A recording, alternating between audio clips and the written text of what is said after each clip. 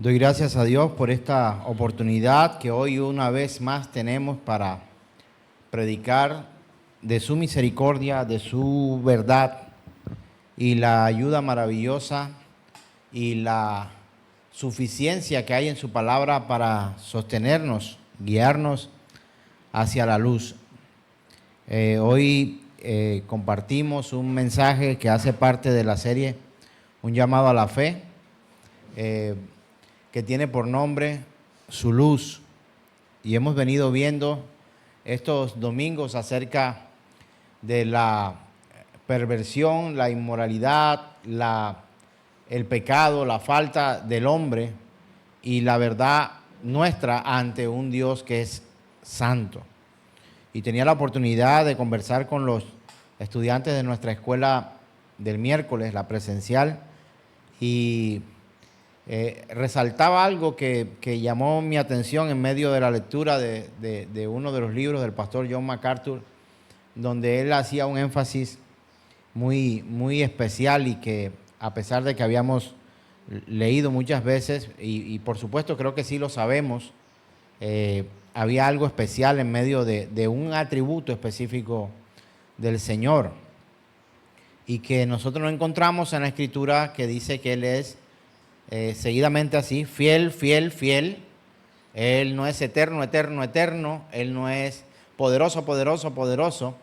Pero la Escritura sí afirma, dice, Él es santo, santo, santo.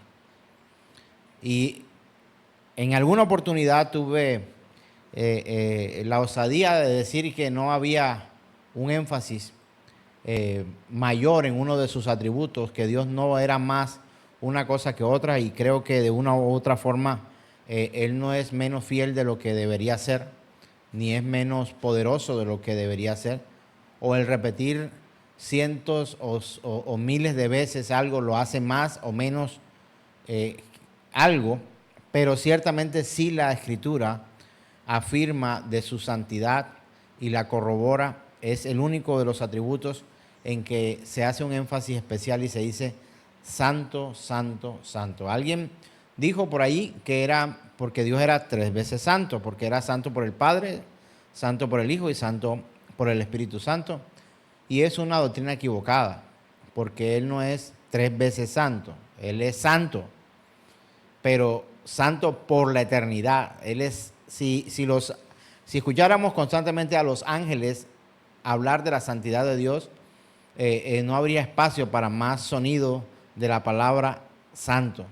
O sea, no es que los ángeles solamente dicen santo, santo y santo, y cuando terminaron los 3 se callan porque ya hasta ahí acabó el ímpetu de los ángeles para proclamar su santidad. No, Él es santo eternamente. O sea, si pudiéramos oírlos, estuviéramos escuchando santo, santo, santo, santo, santo, santo, santo, santo por toda la eternidad. Pero sí es bueno resaltar, incluso cuando encontramos algo que pudiéramos compartir con nuestros hermanos, con ustedes, a través de cada predicación de esta, se hace necesario reconvenir o de pronto hacer ciertos énfasis para que el compartir de la palabra y lo que hemos estudiado no sea limitado en nuestras mentes y en nuestros corazones, ni por parte mía como su proclamador hoy del mensaje. Y quiero que usted por unos momentos recuerde cuando usted, de las frases que decimos, cuando conocí al Señor, o cuando el Señor vino a mi vida, o cuando me entregué a Cristo, quiero que piense en esos días. Ese regularmente es un día muy especial. Usted creo que lo recuerda, tanto como yo. Aquel día ocurrió tal cosa, yo estaba bajo estas condiciones, y vino alguien y me predicó, etcétera. Hay una cantidad de circunstancias y situaciones que corren alrededor de los creyentes y que ese día se hace bastante especial. Muchos de nosotros lo recordamos como si fuera ayer y sabemos que ese día fuimos rescatados por el Señor. Y quiero que usted medite en eso. El tema, su luz. Le pido hoy a Dios y le suplico al Señor que me pueda usar para transmitir de manera correcta esta enseñanza por parte de Dios y que esta proclamación de su evangelio pueda ser clara en nosotros. Así que le pido a usted también ayuda a orar para que esto sea una realidad. Padre, nuestras vidas en tus manos, nuestro corazón, nuestra mente, nuestra alma, nuestro espíritu, todo cuanto tenemos, Señor, hoy, no solo porque lo decimos, sino porque sabemos que a ti te pertenece. Este tiempo, este espacio te pertenece. Y también la lucidez de nuestra mente, el entendimiento y la sabiduría que podemos obtener al leer tu palabra, solamente proviene de ti. Solamente proviene de ti. Tu sirviente hoy, Señor, ante ti, pecador, necesitado y débil, se sujeta a tu palabra y te pido me ayudes para transmitir solo lo que proviene de tu boca y no como mi opinión personal. Te doy gracias en este tiempo y te pido que mis hermanos y yo podamos recibir esta enseñanza conforme a tu palabra y decimos amén. Sé que los temas de estos últimos días han sido un poco, podríamos llamarlo fuerte, porque habla de Dios y también de nosotros. Y cuando hacemos un paralelismo, colocarnos nosotros frente al Señor y miramos nuestras virtudes y las virtudes de Dios, sabemos que hay una gran diferencia. Cuando vemos nuestra fidelidad y vemos la fidelidad de Dios, sabemos que Él es fiel y no falla, pero nosotros fallamos. Cuando vemos la santidad de Dios y nos miramos a nosotros, sabemos que somos pecadores. Cuando vemos el poderío o la supremacía y la majestad del Señor, sabemos que somos limitados. Y así pudiéramos ver tantas otras cosas más de Dios y de nosotros y sabríamos que somos tan diferentes, pero también tan parecidos cuando estamos en manos de Cristo Jesús. Y no que nos parecemos a Dios en toda la majestuosidad de su persona, sino que a través de Cristo Jesús Él nos hace semejantes a Dios. Y tenía la oportunidad de compartir con nuestros compañeros de trabajo ahí en la oficina, el devocional que Dios me ha permitido tener con ellos. Cada vez somos más, ya de otras oficinas vienen a recibir también el mensaje. Son 15 minuticos que hacen parte de una reunión semanal, quiero aclarar. No es un espacio roto en el tiempo, sino que hay un espacio de que la coordinación ha tenido para hablar de los problemas y mirar cómo solucionamos, y dentro de ese espacio hay un tiempo de reflexión. Nos sujetamos a las autoridades y a los jefes que ahí están. Así que quiero que usted escuche este testimonio, porque sé que, imagínese si es fuerte conversar de estos temas en un lugar como este, que está diseñado exclusivamente, preparado para compartir la verdad de las Escrituras, la verdad de Dios y también la verdad de nosotros. Ahora imagínese compartirlo en una oficina donde las condiciones no son las mismas. Y me sorprende que los compañeros reciban. A mí me sorprende, pero sabemos que Dios está haciendo una labor maravillosa y muchas cosas han cambiado en nuestra dinámica laboral. Quiero decirte que cuando la luz del Señor llega a un lugar, ¿a cuánto le gusta que la luz del Señor llegue a un lugar? A mí me encanta. Si yo le pregunto a usted si quiere que la luz del Señor llegue a su vida, a su hogar, a su familia, a su matrimonio, a sus finanzas, déjeme decirle que eso es maravilloso. Pero cuando la luz llega, muestra la oscuridad, devela, muestra lo que en medio de la penumbra y la oscuridad antes no podíamos ver. Entonces, cuando a la luz de la Escritura vemos nuestras vidas, sabemos que habían cosas por ahí que estaban todas oscuras y fúnebres y estaban llevándonos hacia el despeñadero. De la misma manera, cuando el Señor llega al matrimonio y la luz de Cristo llega a un matrimonio, gloria a Dios, la luz de Cristo está en mi matrimonio, también muestra nuestros defectos para enseñarnos cómo llevar un matrimonio, cómo llevar la crianza de nuestros hijos, cómo vivir una vida cristiana. Y eso hace la luz. Muestra lo que antes no se veía. Y nosotros a veces nos incomodamos por eso, pero no podemos parar la verdad del Evangelio. Y si hay algo que el hombre teme, es que el día en que sea llamado a juicio salga perdedor o salga condenado.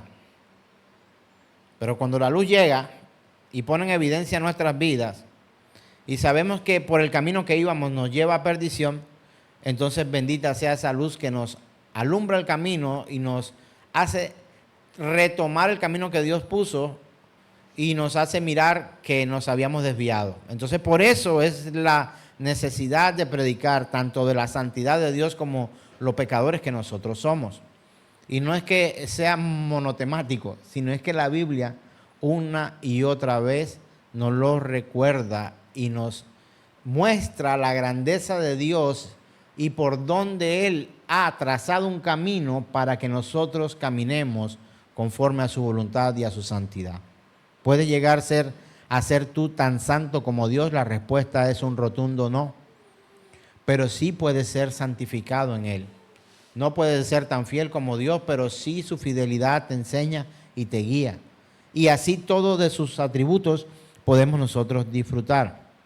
El hombre pecador, el cristiano o el que se hace llamar cristiano, que está en una congregación, que ha pensado que toda su vida está bien, cuando viene al Evangelio y se encuentra que la lucha es constante, que estamos en una pelea, una batalla que empezó desde hace mucho tiempo y que todavía hoy como cristianos vivimos esa lucha, no se va a acabar hasta que el Señor venga por nosotros. Seguiremos luchando en esta carne por el pecado y necesitamos hablar de pecado, necesitamos hablar de condenación, pero también de la fidelidad y la salvación que hay en Cristo Jesús, Señor nuestro. Así que, mis queridos hermanos, no es por mal, es por bien, y que este mensaje también nos pueda guiar a esa verdad de Cristo Jesús. Quiero que vayamos a la palabra, capítulo 3 del Evangelio según San Juan, versos 19 al 20. Evangelio según San Juan, capítulo 3, versos 19 al 20. Dice la Escritura: y esta es la condenación. Fíjense bien que va a hablar cuál es la condenación. ¿Cuál es la condenación? 2 puntos, dice. Que la luz vino al mundo y los hombres amaron más las tinieblas que a la luz, porque sus obras eran malas. Porque todo aquel que hace lo malo aborrece la luz y no viene a la luz para que sus obras no sean reprendidas. Amén. Si analizamos estos 2 versículos, dice la gran verdad a la cual nosotros estamos suscritos y estamos de una u otra forma condenados cuando vivimos una vida de pecado. Hay una razón por la cual el hombre pecador se abstiene de venir al Señor, de venir a Cristo. Ahora, cuando hablamos del hombre pecador, pensamos en otro por allá lejos. Pero indiscutiblemente también tenemos que pensar en nosotros mismos. Mire, yo sé que hay temas en su familia, en su corazón, en su vida que usted no quiere tocar más. ¿Sí o no? Hay temas que usted quiere dejar allá atrás, que no vuelvan a su mente, que no vuelvan a su corazón. Y si alguien quiere hablarle a usted de eso, usted se va a incomodar y usted quizá no va a permitir que le hablen de ese tipo de cosas. Unas porque son traumas, otras porque son situaciones difíciles que vivió su familia, otras cosas que le entristecen, otras cosas que le pueden cambiar el ánimo para mal, pero otras porque sencillamente usted no está dispuesto a negociar para que haya un cambio en su vida. Si usted es una persona altanera, cuando usted es llamado por alguien y le va a hablar de su altanería, usted quizá le responda con altanería y diga: mira, tú no eres nadie para venir a hablar conmigo. No te acepto nada, no me digas nada. O sea, está ejerciendo de lo que se le va a hablar porque no quiere hablar de esas cosas. Cuando a una persona le gusta hablar de otros y es confrontado, usted no ve que los chismosos dicen: a mí el chisme no me gusta, yo con eso no quiero tener nada. Ellos vienen a mí, yo ni los busco. Pero por alguna razón esos chismes o esos vamos a hablar en términos más internacionales para que los que son de otra nación nos puedan comprender, las murmuraciones, los cuentos de otras personas. Yo no los busco, vienen a mí. Por alguna razón vienen a nosotros. Y cuando alguien te mete en un problema, en un lío, lo primero que tú dices es, a mí no me gusta hablar de la gente ni me gusta enterarme de nada. A mí me gusta tener mi vida así. ¿Sabe una cosa? La mayoría de personas deshonestas casi que nunca dicen públicamente que lo son. Siempre se defienden. El pecador quiere justificar o autojustificar su modo de vida con alguna situación. Raras son las personas que reconocen que están viviendo una vida de error, de pecado, de maldad. Solo hasta que son descubiertos. No, perdóname. Pero ¿cómo te perdono? Yo no estoy diciendo que no perdone, quiero aclarar. Pero ¿cómo te perdono por algo de lo que tú no te avergonzabas? A ti no te dolía. Tú lo hacías y lo has dicho o lo has confesado, entre comillas, porque has sido sorprendido o has sido sorprendida. Porque tú no querías hablar de eso. Era algo que tenías ahí escondido. Cuando la luz de Cristo viene a nuestras vidas, pone en evidencia quiénes somos. ¿Y sabe algo? Eso no nos gusta. Eso no nos gusta. Y cuando el evangelio es predicado, yo no sé si usted recuerda, cuando ha leído la escritura, de pronto usted piensa que son cosas nuestras acá en esta congregación, pero cada vez que el Señor Jesús hablaba a la comunidad, a la población, a la gente que estaba ahí en medio, unos salían beneficiados de una u otra forma, pero otros salían todos acongojados, acusados, confrontados, tristes, rebeldes, molestos, odiando cada día más a Dios, al Señor Jesús, por las palabras que Él pronunciaba, y lo que era bendición para uno terminaba siendo maldición para otro.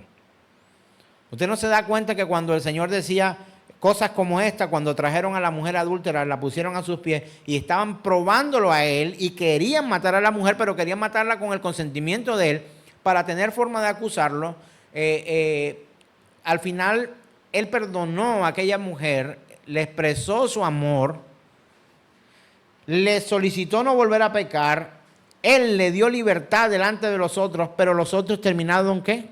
Condenados por las palabras de Jesús. El que esté libre de pecado, lance la primera piedra. Ninguno la lanzó. ¿Qué quería decir esto? Que ellos también habían estado viviendo una vida de pecado. Pero hay una diferencia y quiero que usted la note. Porque cuando hablamos de pecado a veces nos incomodamos, pero quiero que cuando hablemos de pecado tengamos en cuenta estos dos puntos de vista. Y uno es que el pecador arrepentido recibe un beneficio. ¿Usted lo había visto así?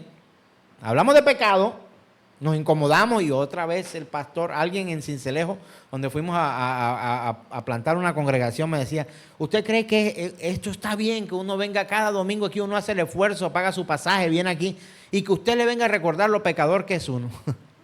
Estamos hablando de hace más de como 15 años aproximadamente. Así que yo tengo esta mala costumbre para algunos desde hace mucho tiempo, predicando acerca del Evangelio de Cristo, pero el Evangelio de Cristo llama al pecador al arrepentimiento y eso no va a ser cambiado. Eso la Biblia no la crearon hace 15 años cuando yo estuve predicando en el departamento de Sucre, en Sincelejo, o plantando congregaciones. La palabra del Señor viene forjándose día tras día y siendo conocida una y otra vez y proclamada por sus siervos, donde quiera que vaya. Y aquellos que se arrepentían de sus pecados o que se sujetaban a Cristo o que estaban en condenación y estaban allí, uno salía beneficiado por el perdón de Cristo y los otros salían condenados. Porque aquellos que también eran pecadores, que no lanzaron la piedra, lo que hicieron fue irse, lleno de odio, de amargura, con ganas ya no de apedrear a la mujer, sino que todas esas piedras se dirigieran a la persona de Jesús. Entonces aquella mujer, mire, no pudo haber mejor situación para aquella mujer. Aquella mujer en medio de la situación que estaba viviendo y en medio de su pecado, solamente el pecado te puede apartar de Dios, hermano. No hay nada que pueda apartarnos del amor de Cristo Jesús, ni siquiera el pecado. Y yo no estoy diciendo pequemos para estar cerca de Dios. Quiero que entienda esto. sino que cuando usted y yo estábamos en pecado, ¿acaso Cristo no llegó a nosotros? ¿No nos mostró con su luz la realidad de nuestras vidas? Quiero que entienda bien esto, porque es que nada nos puede separar del amor de Cristo. Dice la Escritura, y eso yo lo creo. Lo único que te puede separar del Señor es el pecado. Por supuesto que una vida pecaminosa nos hace estar alejados de Dios. Pero el Señor Jesús es la medicina para la enfermedad del pecado. Y cuando su luz viene a una vida, ilumina nuestra vida y quedamos expuestos y miramos incluso a uno y a otro lado para ver quién nos ve, porque nuestro pecado, nuestra vida ha sido expuesta públicamente y vivimos quizás muchas veces avergonzados, los arrepentidos de la forma en que nosotros estamos viviendo y en la forma en que estamos llevando nuestras vidas. Aquellos se fueron bravos aquellos le decía generación de víboras, fariseos hipócritas, sepulcros blanqueados. Era la forma. ¿Por qué? Porque aquellos con su corazón endurecido no aceptaban que su pecado fuera expuesto. Y por eso quiero que lo vea de una manera diferente. Cuando hablamos de pecado, cuando hablamos de infierno, cuando hablamos de condenación, cuando hablamos de estas cosas, es que al pastor le hace falta amor. Por cuanto hay amor en mi corazón, y hubo, y hay, y existe desde antes, de ahora y para siempre, amor en el corazón de Dios, Él te recuerda el camino que has tomado mal y te llama de ese mal camino a que vuelvas al camino y a la senda que Él ha mostrado para ti, para tu beneficio.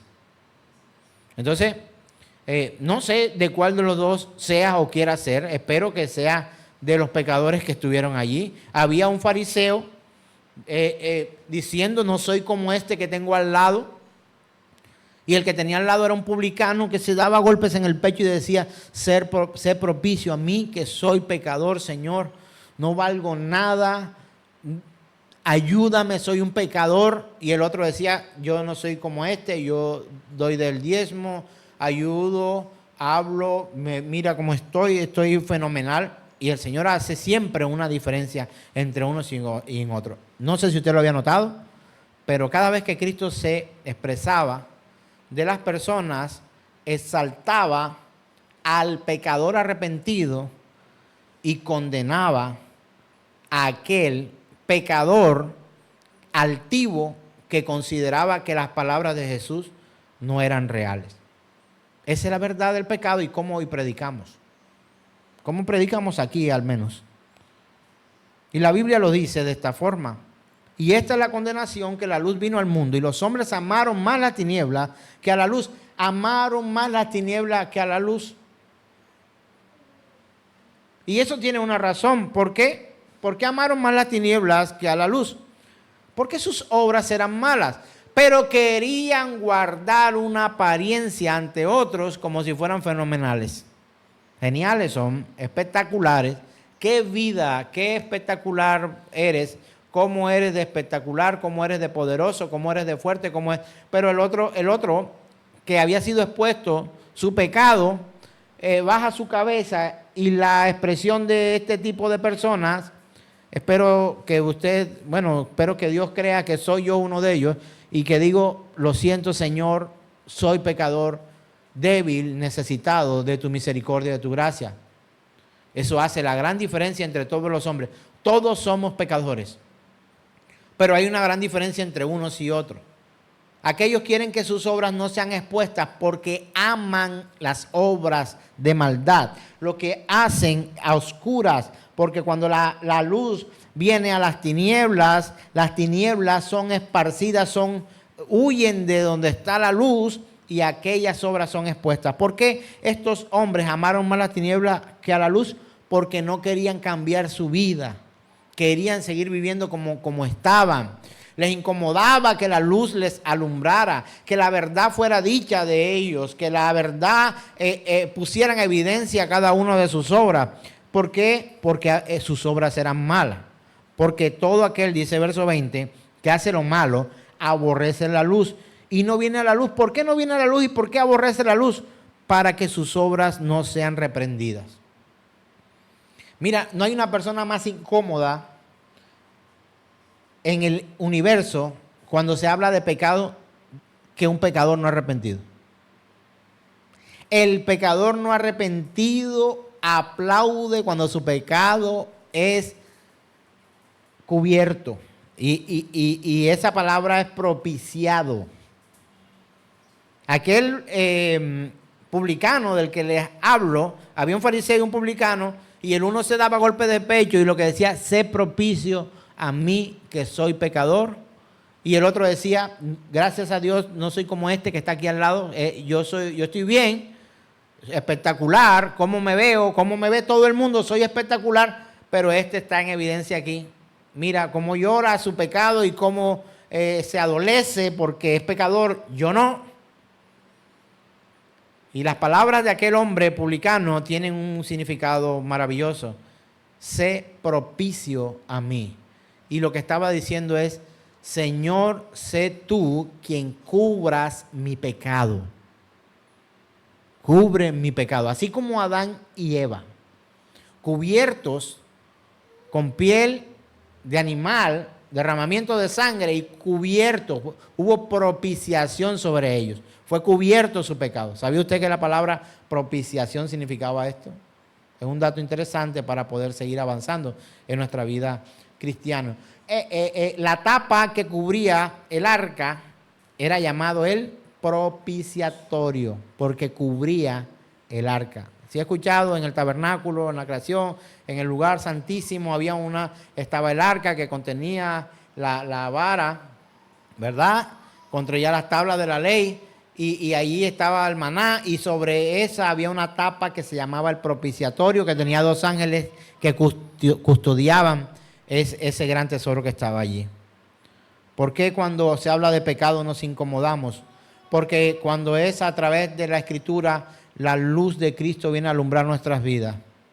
Y para que una persona no convertida no venga a Cristo, no solamente tiene que recibir visión espiritual, sino también debe ser cambiada su naturaleza. Y ahora voy a leer textualmente unas citas del libro, el Evangelio y la conversión verdadera, el llamado del Evangelio y la conversión verdadera del pastor Paul Washer, que he estado compartiendo muchos datos en este año acerca de este libro. Quiero contarle literalmente lo que aquí dice. Abro comillas y empiezo la cita. Dice, requiere la obra sobrenatural de creación por el Espíritu la regeneración. Y dice, imagínate que un lobo solitario ha incursionado en un rebaño de ovejas. Un lobo solitario ha incursionado en un rebaño de ovejas. Los pastores se unen y capturan al animal. Hay ahora 3 posibilidades o 3 posibles soluciones de largo plazo para el problema. La primera, y mire para ver si usted encuentra otra también. La primera es que los pastores maten al lobo y terminen con sus ataques. Aunque los pastores y las ovejas se benefician de esta acción, no será de provecho para el lobo. Esto representa a una persona bajo el juicio de Dios. Imagínense que entre nosotros, usted sabe que entre nosotros a veces nos hemos llamado y que lobos disfrazados de ovejas, por supuesto que la Escritura menciona esto, y que nosotros somos las ovejitas del Señor, que oímos la voz y le seguimos al Señor. Bueno, imagínense que en medio de nosotros haya un lobo, que usted sepa, ese es el lobo. Como oveja del Señor, ¿usted qué hace? Se abraza con el lobo, se besa con el lobo, sale con el lobo, come con el lobo, va con el lobo. ¿Qué hace usted, hermano? Se supone, ¿no? Pero a veces no pasa así en medio de las congregaciones. Andamos con el lobo o con la loba y pasamos mucho tiempo con lobos y tratamos de justificar al lobo. Eso no significa despreciar al hermano que está recién convertido, que no conoce al Señor y que estamos en el proceso de evangelización para que esa persona alcance. Ojo, una cosa es un pecador y otra cosa es un lobo disfrazado de oveja. El lobo disfrazado de oveja sabe qué va a hacer, pero el pecador tiene que predicar el evangelio. Una cosa es meter un lobo disfrazado de oveja aquí y otra cosa es que allá afuera hay pecadores. Quiero que entienda esto. Pero resulta que estos pastores han tomado al lobo y han pensado en que la solución es matarlo. ¿Quién se beneficia? ¿Se beneficia el pastor? Se benefician las ovejas. Pero esto representa un desprovecho para el lobo. Representa a una persona bajo el juicio de Dios. La segunda opción es que los pastores dejen al lobo en una jaula y lo mantengan bajo vigilancia por el resto de su vida. La conducta del animal será alterada, pero solo porque está enjaulado dentro de una jaula. Sigue siendo un asesino, andando de aquí para allá en la miseria, pero está ¿qué? Enjaulado. No puede negar su naturaleza o librarse de lo que es. Desea matar y comer. Si se deja sin vigilancia, ¿qué cree usted que va a pasar? Se va a escapar y hará la mayor matanza que pueda. Esto representa a la persona no convertida bajo la esclavitud de la religión. Una persona no convertida bajo la esclavitud de la religión. Una vez más, mientras el lobo está en jaula, los pastores y las ovejas ¿qué? Se benefician, pero el lobo languidece en codicia por las ovejas. Y la tercera solución, este libro solamente narra 3 soluciones. La tercera solución está más allá de la capacidad de los pastores. Es transformar la naturaleza del animal, del lobo, de un lobo voraz a una oveja dócil. Al cambiar la naturaleza del lobo, cambiará sus sentimientos hacia los pastores y hacia las ovejas. El lobo seguirá al pastor y vivirá en armonía con las ovejas. Y esto representa al hombre regenerado por el poder del Espíritu Santo. ¿Cuál de las 3 escogería usted? ¿Matar al lobo, enjaular al lobo o cambiar la naturaleza del lobo? ¿Cambiar la naturaleza del lobo? Todos ganan. Pero déjenme contarles, cierro la cita, fin de la cita. Fin de la cita. Déjenme contarles que cambiar la naturaleza de un lobo no es posible. ¿Puede usted cambiar la naturaleza de un lobo? ¿Puedes tú tener en tu casa en vez de un perro un lobo? ¿Alguno tiene un perro en casa? Yo tengo un perro en casa. Un gran perro enorme, Rocco se llama. Pregunto, hermanos, ¿es posible que usted y yo podamos cambiar la naturaleza del lobo? La respuesta es un rotundo no. Pero ahora, transportando esto del lobo a nosotros como humanos, porque el Señor hace ese tipo de comparaciones y compara cosas de la naturaleza y la adecua para predicarnos el Evangelio, para que podamos entender con cosas creadas por el Creador, Dios Todopoderoso, y que podamos comprender esto. Algo parecido pasa con nosotros. Cuando usted es pecador y el juicio de Dios viene sobre usted sin ningún tipo de contemplación, como en la primera opción que dan acá. ¿Cuál fue la primera opción? O sea, porque usted es pecador, vamos y lo matamos ya para que ya usted deje de pecar. ¿Podríamos aplicar esto a nosotros? ¿No? Claro que no. ¿Qué hace el Señor? ¿Nos mata? La Escritura dice, la paga del pecado es muerte.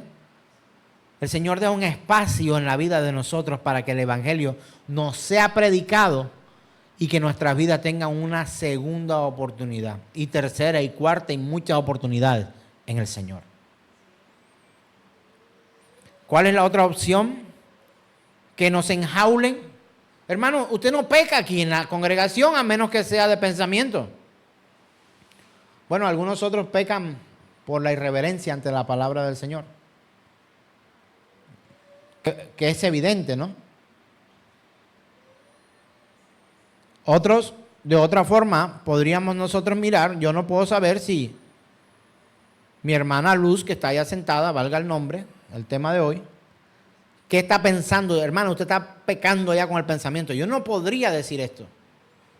Yo no podría decir esto. Así que sí podría ver las acciones que ustedes en medio de aquí de nosotros cometen, actos de irreverencia ante la palabra del Señor, indiferencia o no les importa, puede ser llegar a ser evidente. Lo dejan como si estuviéramos en una presentación de algún tipo de show o espectáculo. No, es la predicación de la palabra de Dios. Yo podría darme cuenta de esto, pero ver su corazón no podría. Entonces, para que usted no se porte mal, entonces vamos a enjaularlo. Vamos a meterlo en una jaula para que usted no haga las cosas malas. Hermano, apenas usted tenga la oportunidad de salir de aquí, usted va y hace lo que quiere y vive como quiere. Dígame si es así o no. Así es. Vivimos así.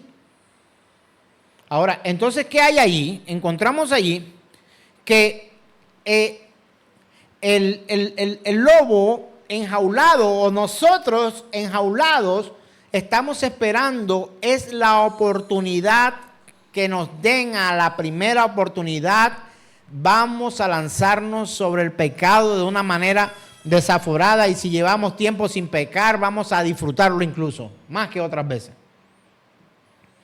Entonces, esta actitud podríamos mirarla como aquella persona no convertida y manipulada, presionada, cuestionada o limitada por la religión. Porque como estás en la iglesia, entonces tú no puedes hacer esto. Usted no se ha dado cuenta que cuando usted como cristiano, como creyente, hace algo que a los otros no le parece o que es extraño que usted cometa, la primera afirmación que la gente le hace es: pero, ¿y eso que es cristiano? Pasa metido ahí en la iglesia y mira cómo vive. Esa es una jaula. Porque si ellos no estuvieran, ¿cómo tú te comportarías?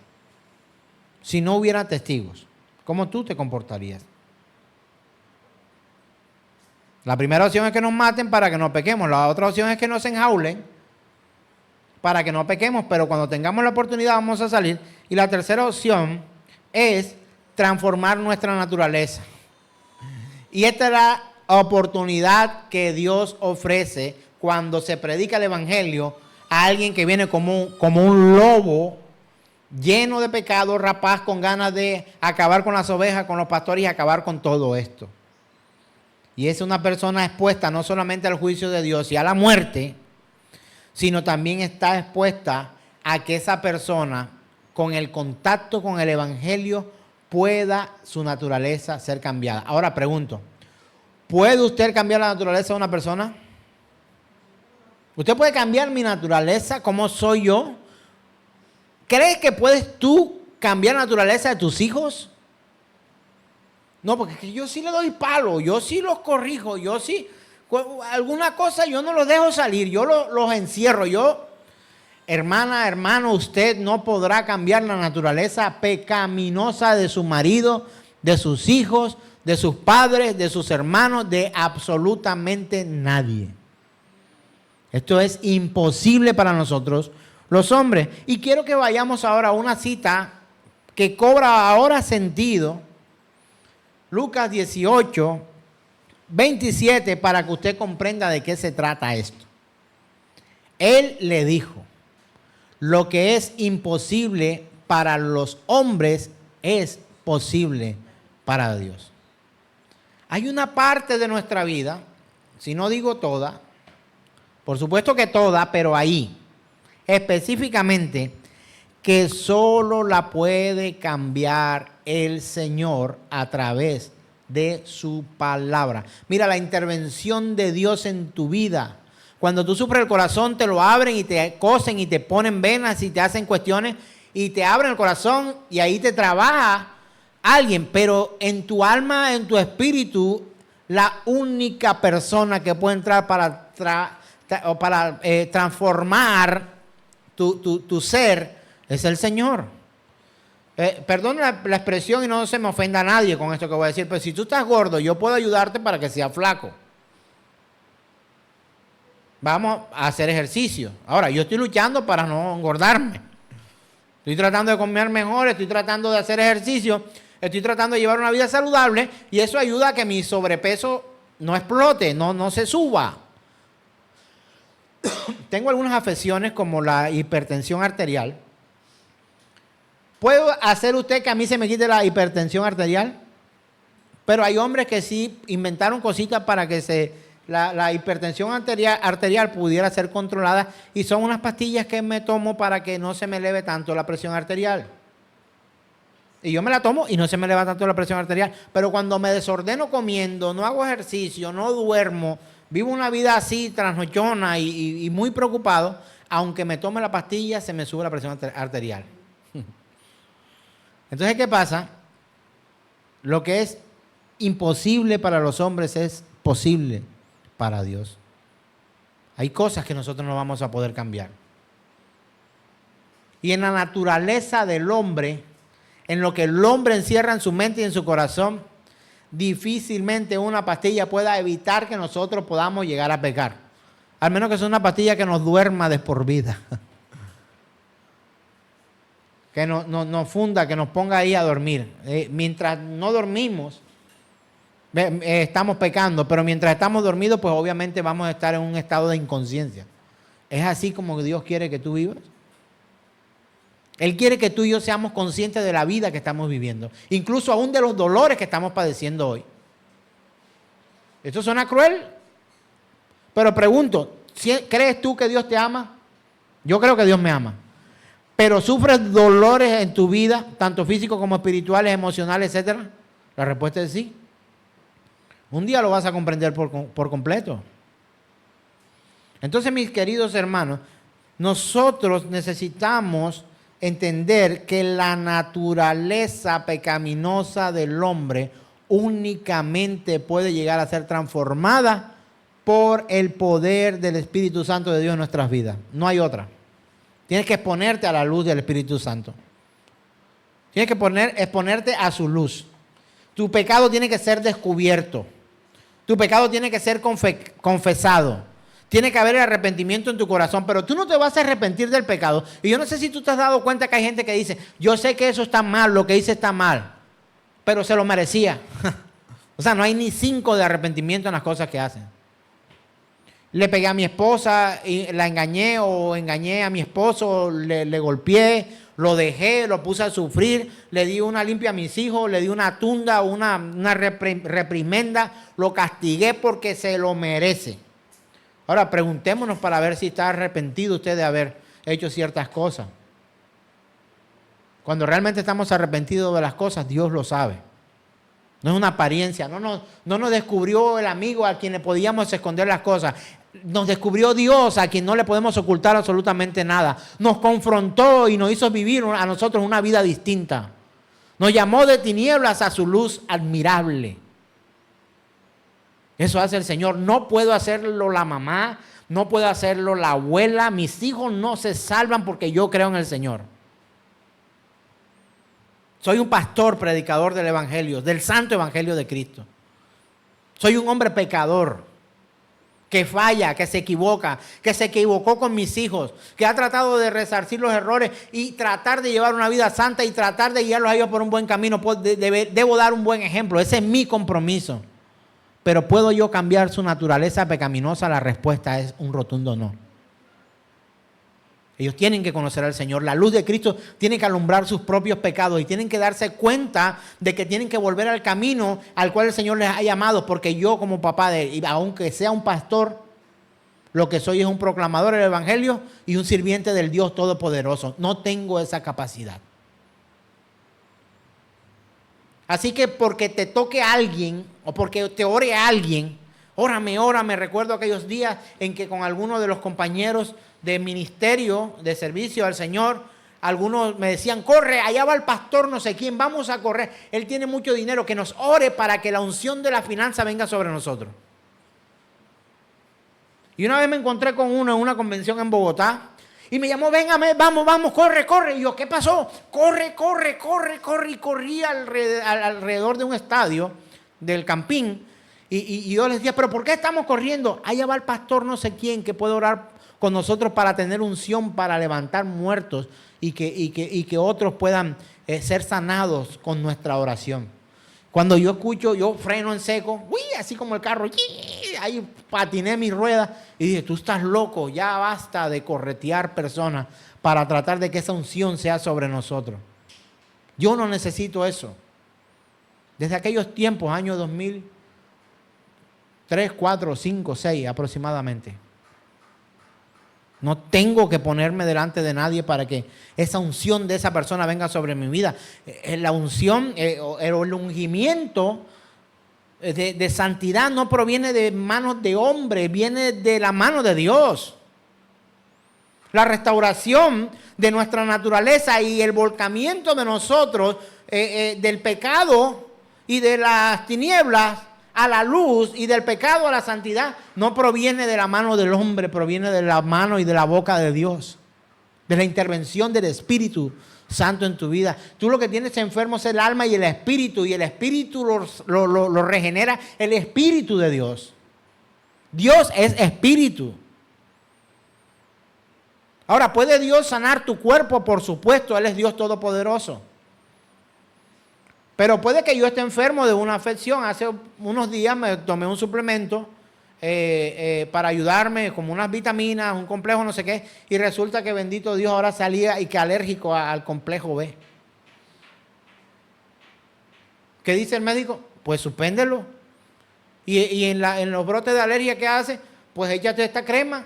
Y punto, y me he sanado, me he curado. No puedo decir, wow, qué milagro te hizo este hombre al recetarme este tipo de cosas. No te tomes más ese medicamento y échate esta crema. Tremendo milagro. ¿Cree usted que esto es un milagro? Esto no es un milagro. Ellos han estudiado para esto y ya dan unas instrucciones y sabemos que hay cosas que tenemos que evitar para que no nos enfermemos. Pero puede esta persona que me ayudó con esto sanar las heridas de mi alma, sanar las heridas de mi espíritu. Y yo le decía a alguien, es que somos cuerpo, alma y espíritu, y los tres se enferman. ¿Cómo así que yo entiendo lo del cuerpo? El cuerpo se enferma, y la medicina puede ayudar. Pero ¿cómo se enferma el alma y cómo se enferma el espíritu?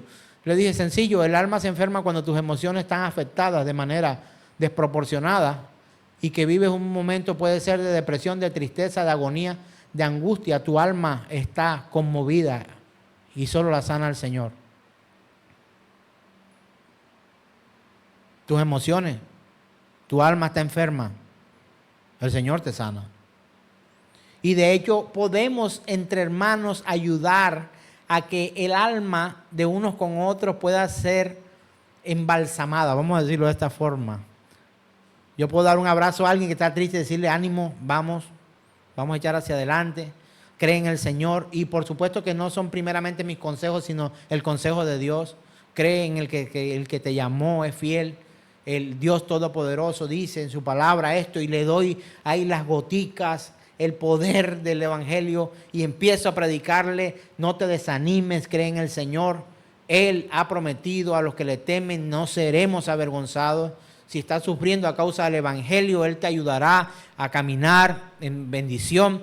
Pero si estás sufriendo por tus pecados, Él también te llama al arrepentimiento, porque la palabra de Dios dice que el que confiesa su pecado alcanza misericordia. Podemos ayudar a que el alma de alguien también pueda ser, de una u otra forma, podría decirlo, no podemos sanarlo, pero podemos ayudar a motivar, aportar para que esa persona, su alma pueda retomar el aliento. Mira, a alguien que se le enfermó el alma en la Biblia, cuando el rey David cantó, alaba alma mía al Señor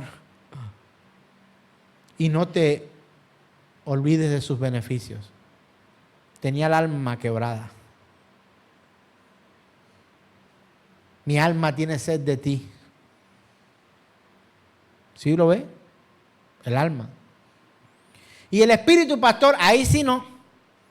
El espíritu está enfermo cuando tu comunión con Dios se rompe y predomina tu espíritu pecador, pecaminoso, el que has tú motivado a una vida pecaminosa y te has desprendido de oír la voz del Espíritu Santo de Dios que te dice, no hagas esto, no te metas por ahí, está mal. No son voces que oímos como duendes, es el Espíritu de Dios guiando nuestras vidas. Es su palabra revelada. Cuando no entendemos nada, hermano, ¿usted por qué no entiende la Escritura? Y yo lo digo de esta forma, no es bíblico, pero si yo quiero tener un bíceps grueso, así grande, gordote, así lleno de músculos fuerte, bueno, gordote no, lleno de músculos, fornido así, con buena fuerza, tengo que ir al gimnasio y ejercitar ese músculo para que ese músculo crezca en un proceso de ruptura de fibras, y esas rupturas de fibras se van a rellenar con células de músculo y por eso el músculo crece. No sé si usted sabía eso. Así que funciona. Pero ahora, cuando el músculo no es un músculo, pero quiero hacer una alegoría, una parábola, no sé, hacer una comparación con esto, pero cuando tu músculo espiritual está débil, flaco, así, todo esgarbado, vuelto nada, flaquito, el espíritu flaquito, y quiere robustecer ese espíritu, hermano, usted tiene que volver a la oración, a la palabra, a congregarse, a disponer su vida para Dios, a cambiar sus amistades, a tratar de que su espíritu sea lleno por la verdad de Dios y no por la basura de este mundo. Y tu espíritu se fortalece, tu conexión con el Señor. Una cosa es el alma, otra el espíritu. Así que, hermanos, mira cómo lo dijo Charles Spurgeon, uno de mis preferidos predicadores, aunque sé que a él no le hubiese gustado que le llamaran así, pero hoy en día le llaman el príncipe de los predicadores. Yo creo que la respuesta de Charles Spurgeon sería, no es el príncipe de los predicadores, el príncipe de los pastores es uno y es el Señor Jesucristo que vendrá por los predicadores, por su iglesia. Charles Spurgeon lo hace de la siguiente ilustración, abro comillas. Imagínate que colocamos dos opciones de comidas ante un cerdo. Ya sabe que es fuerte lo que voy a decir, porque cuando hablamos de un perrito pequinés, de un pincher, hablamos de las mariposas, hablamos de los o un gusano, no le decimos gusano, sino un gusanito que iba por el camino, vamos entendiendo que es una historia muy, muy, muy cariñosa. Pero cuando de una abrimos con un cerdo, ya usted sabe lo que viene. Y la forma en que Charles Spurgeon predicaba no era como que muy sutil. Dice, imagínate que colocamos dos opciones de comidas ante un cerdo. En un lado colocamos una mesa con la comida más exquisita que para nosotros podamos imaginar. En el otro lado, como colocamos en el piso un comedero con desechos de comida. El cerdo es puesto en libertad para que escoja la opción que más le apetezca. Para el asombro de la gente de la ciudad, no del granjero, entre comillas, entre paréntesis, el cual conoce a los cerdos, el animal corre directo ¿hacia dónde? Hacia la basofia. No sé si usted sabe qué es basofia. Porquería, mezcla incluso de estiércol con comida, con cosas, eso es basofia. Para que vaya entendiendo. No sé si a esta transmisión me le vayan a poner los piticos, pero eso es basofia. Entonces, él corre directo hacia la basofia sin pensar en la lujosa comida. Entierra su cabeza en el comedero y come con total abandono hasta que sus deseos son satisfechos. Así es el hombre pecador. Ahora, ¿qué pasa con el cerdo cuando usted lo ve haciendo eso? Sigo la cita. Dice, no sufre de alguna dolencia por lo que se ha tragado y no se avergüenza ante otros por su conducta. En realidad, ha actuado en perfecta conformidad con su naturaleza. Ha hecho con exactitud lo que un cerdo debería hacer y siempre haría. ¿Cómo tú puedes pedir que el cerdo haga algo distinto si el cerdo, su naturaleza es esa? Sin embargo, en aras de la discusión, digamos que tenemos el poder de cambiar la naturaleza del cerdo y transformarla en la de un humano. ¿Cuál será el resultado de este cambio sobrenatural y ontológico? Cuando digo ontológico, estoy hablando del ser. O sea, la ontología es el estudio del ser. ¿Cuál será el resultado de este cambio sobrenatural y ontológico? Primero, lo que el cerdo solo momentos antes deseaba, ahora le sería repulsivo. Estamos hablando de la situación en que pudiéramos cambiar la naturaleza del cerdo. Primero, el cerdo solo momentos antes deseaba solo momentos antes deseaba lo que ahora le sería repulsivo. Los horribles olores que no había notado ahora se volverían más intensos. Eso pasaría. El cerdo se daría cuenta y diría, terrible, ¿cómo huele esto que me acabo de comer? Pues no sería capaz de volver a comer esto. Esto está terrible. Número 2. Levantaría su cabeza del comedero y vomitaría la inmundicia que previamente anhelaba comer. Hay algunas comidas apetecibles al cerdo que el estómago humano simplemente no puede soportar. Tercero, el cerdo se daría cuenta de que los otros habían observado su conducta, por lo cual que el cerdo se avergonzaría y luego se disculparía. Cuarto, nunca olvidaría el día de su transformación o cesaría de sentir repulsión por la forma del comedero o por el olor de la basofia. Por eso, perdóneme usted, no es que lo comparara con el cerdo, pero como sabía lo que iba a compartir hoy, por eso quería que usted se acordara del día en que usted sabe que Dios lo sacó de un lugar terrible de pecado y que hoy lo tiene sentado aquí escuchando el santo evangelio de nuestro Señor Jesucristo. Entonces, aunque no sea una reflexión placentera, esta ilustración describe la conversión de toda persona que alguna vez ha venido a Cristo. Fin de la cita. ¿Qué le importa al cerdo? El cerdo es cerdo, no tiene otra naturaleza, come basura, come porquería, come sin importarle cómo huela, de hecho corre a donde peor huele, ¿sí o no? Mira, por mucho que tú acostumbres a comprarle maíz a un cerdito, que algunos hoy tienen en casa como mascota, el día que les dé la oportunidad de comer basura, te la voltea, y después te hace el desorden más grande de tu vida con todo lo que se ha comido. Eso es así. Recuerdo una vez sentado con mi tío a quien le iba a predicar el evangelio regularmente. Tenía un perrito que se llamaba Pirri. Y aquel perrito Pirri llegó en medio de la conversación que los dos teníamos y el perrito justo en medio de los dos, él sentado en una silla en la sala de su casa y yo sentado en otra frente a él. En todo el centro llegó y vomitó algo que había comido. Y mi tío dice, qué pena contigo, sobrino, qué modales. Y lo regañó, Pirri, ¿qué hace? ¿Cómo se le ocurre? Yo, quédese quieto ahí, tío, tranquilo. Es un perro, los perros hacen eso. Y yo le digo, y no te preocupes que ahorita viene y se lo come. Y dice, mi Pirri sería incapaz de comerse eso. No pasaron 3 minutos, porque yo le dije, déjelo ahí, vamos a ver. Y llegó don Pirri, se acercó y cumplió mi profecía. Acabó con lo que ahí estaba.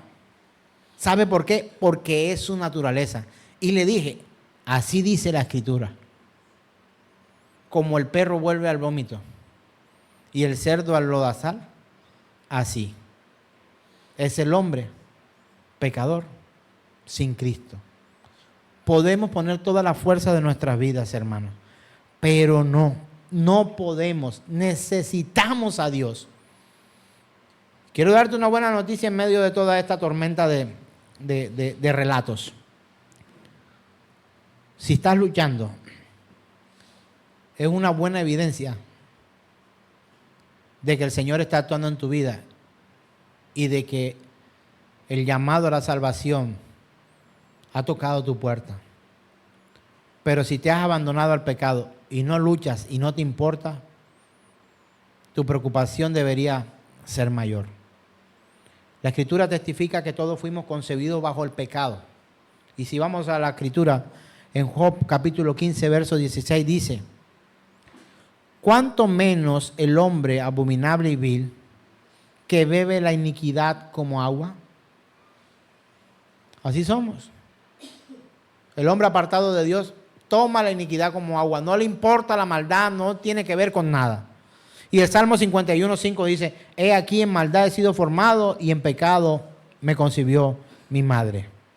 Y aun cuando Dios puso ante nosotros su mesa, nosotros corrimos a la basofia.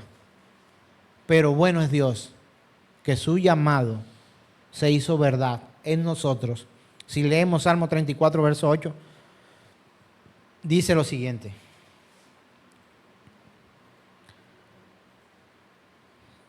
Qué buena invitación es esta. Gustad y ved. Qué bueno es Jehová. Dichoso el hombre o el ser humano que confía en Él. Él nos llamó de tinieblas a su luz admirable. Y si hay un cambio en nuestra vida, en nuestra naturaleza pecaminosa, es solo y única y exclusivamente por la obra del Espíritu de Dios en nuestras vidas. ¿Qué tal si agradecemos a Dios por eso esta mañana, en esta hora, en esta oportunidad, y le decimos a Él, gracias Señor por tu misericordia, por ayudarnos a vivir para ti? Colócate en pie, por favor.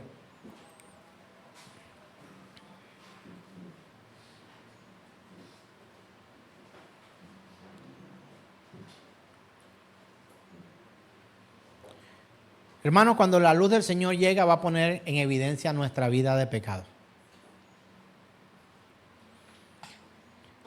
Alguno me ha dicho, yo no entiendo usted por qué se confiesa públicamente como un pecador. ¿Sabe que eso nos permite, cuando es de corazón, cuando es realmente, cuando aceptamos esto, no es que se vuelva una costumbre, sino que lo entendemos de una manera tan, como digo yo, tan digna, que sabemos que no somos tan buenos como pretendemos hacer creer a los demás? Y eso también denota en nosotros que somos necesitados de esa gracia y de esa misericordia de Dios. Hermanos, hay algo aquí. Usted y yo necesitamos ser salvados por el Señor. No, pero ya soy salvo. Necesitaba ser salvado por el Señor. Ya yo me arrepentí de mis pecados, ya yo me arrepentí. Sí, gloria al Señor. Pero si tu vida no toma el rumbo que Dios quiere, será un caos. Y si ciertamente la salvación no se pierde para lo que he aprendido en el Señor. El pecador no arrepentido es el que se pierde, pero quien se arrepiente de sus pecados y cree en el Señor Jesucristo no tiene por qué perderse. Hay una promesa del Señor que dice, ninguno de los que me diste se perdió, solamente el Hijo de causa de perdición, para que se cumpliera la Escritura. Está hablando ¿de quién? De Judas.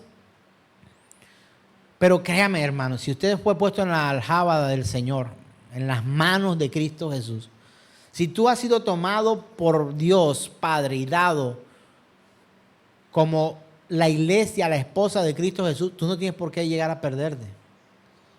Eso no significa que tú y yo no podamos pecar. Pecamos. Pero Él nos restaura. Y si nos arrugamos, nos plancha. Y si nos ensuciamos, nos lava. Y si pecamos, nos perdona. Y si nos volvemos impuros, Él nos purifica. Esa es la verdad del Señor sobre nosotros. ¿Tenemos licencia entonces para pecar? De ninguna manera, como diría el apóstol Pablo. Sino que podemos entonces presentar nuestros cuerpos, nuestras vidas como sacrificio vivo delante de Dios. Quiero que entienda que sacrificio vivo es es un contraste, es una negación. De una u otra forma lo digo así, porque cuando hay un sacrificio de verdad, tiene que haber muerto. Y lo de Jesucristo por eso fue un sacrificio. Ahora no diga, yo tanto que me sacrifico por ti. Tú no te sacrificas, porque para sacrificarte tienes que morir. Por eso la Escritura habla y hace este énfasis, dice sacrificio vivo. presentar vuestros cuerpos como sacrificio vivo, o sea, como muertos pero vivos. Y no exactamente vivos, sino vivificados por el poder de Dios. Aquí estamos pecadores, aquí estamos, llegamos pecadores, somos pecadores ante un Dios que es santo, santo, santo, infinitamente santo, que Él nos santifica y nos justifica. Necesitados de Él somos. Necesitamos de su misericordia y su poder. Padre, gracias por tu amor, por traer a nuestras vidas tu palabra y por recordarnos que cuando tu luz llega, nuestros pecados y nuestra maldad, Señor, es expuesta y necesitamos de tu luz. Así como el salmista dijo, líbrame aún de los pecados que me son ocultos. Límpiame, Señor, y seré más blanco que la nieve. Líbrame, Señor, purifica mi vida, purifica mi alma, y que yo pueda ser agradecido contigo, porque tú me sacaste de tinieblas a tu luz admirable. Y la iglesia dice, amén.